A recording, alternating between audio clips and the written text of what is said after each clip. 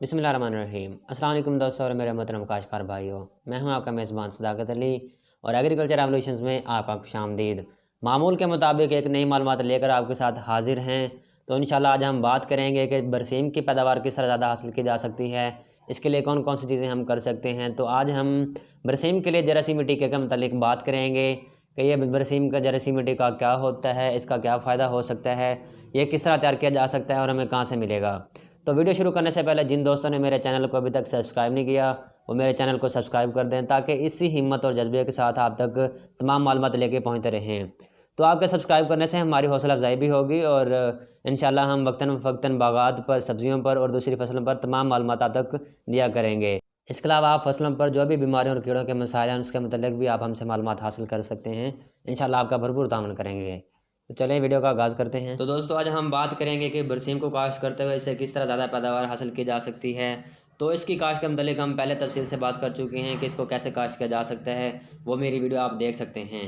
तो आज हम बात करेंगे कि इसको काश्त करते हुए किस तरह ज़्यादा पैदावार हासिल की जा सकती है, इसके लिए क्या अमली तरीक़ाकार हो सकता है।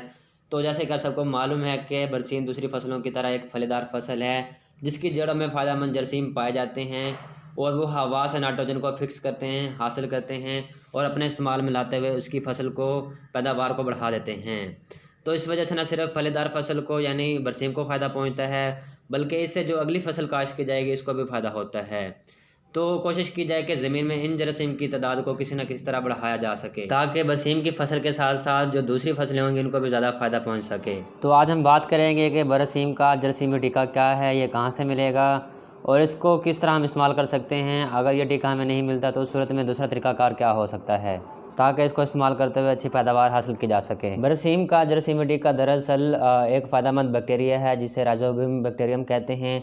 तो ये एक फ़ायदेमंद बैक्टीरिया होते हैं, जरासीम होते हैं, जो हम बरसीम की काश्त से पहले इसको ट्रीट करते हैं, इसको लगाकर काश्त करते हैं। और सिफारिशात भी यही दी जाती हैं कि बरसीम को काश्त करने से पहले इसके बीज को जरासीमी टीके के ज़रिए लगाकर फिर ही काश्त किया जाए। तो अब बात कर लेते हैं कि इसकी काश्त के लिए हमने टीका का इस्तेमाल किस तरह करना है। तो इसमें आपने ये करना है कि आपने आधा लीटर पानी इस्तेमाल करना है। इसके अलावा आपने 100 ग्राम चीनी या जो गुड़ होगा वो लेके पानी में इसका महलूल बना लेना है। महलूल बनाने के बाद जो जरासीमी पैकेट होगा जिसमें फ़ायदेमंद बैक्टीरिया पाए जाते हैं वो आपने इसमें डाल लेना है। इसके बाद आप बरसीम का 8 किलो बीज इसमें अच्छी तरह मिला लें और आपने ये सारा काम छाँव वाली जगह पर करना है ताकि जो इसका असर है वो ज़ायल ना हो। इसके बाद बीज को कदरे खुश्क करने के लिए किसी छाँव वाली जगह पर रख दें और उसके बाद जैसे ही थोड़ा सा खुश्क हो जाए तो उसको फौरी तौर पर खड़े पानी में छटा कर दें। तो अब बात कर लेते हैं कि ये टीका हमें कहाँ से मिलेगा। तो ये टीका आपको अयोब एग्रीकल्चर रिसर्च इंस्टीट्यूट फैसलाबाद से मिलेगा, जिसकी कीमत 50 रुपये हो सकती है।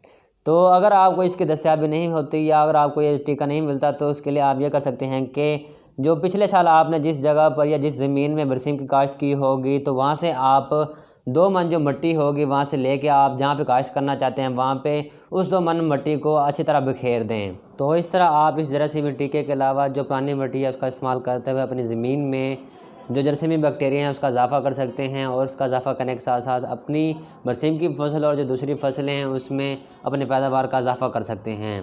तो इसका फ़ायदा यही होगा कि जो आपकी बरसीम की फसल है उसमें पत्ते और शगुफ़े वो भी ज़्यादा बनेंगे और आपको ज़्यादा पैदावार देंगे और ग़िज़ायत वाला चारा मिलेगा। तो ये थी तमाम मालूमात कि आपने बरसीम को काश्त करते हुए इसकी अच्छी पैदावार किस तरह हासिल करनी है और ग़िज़ायत वाला चारा किस तरह हासिल करना है।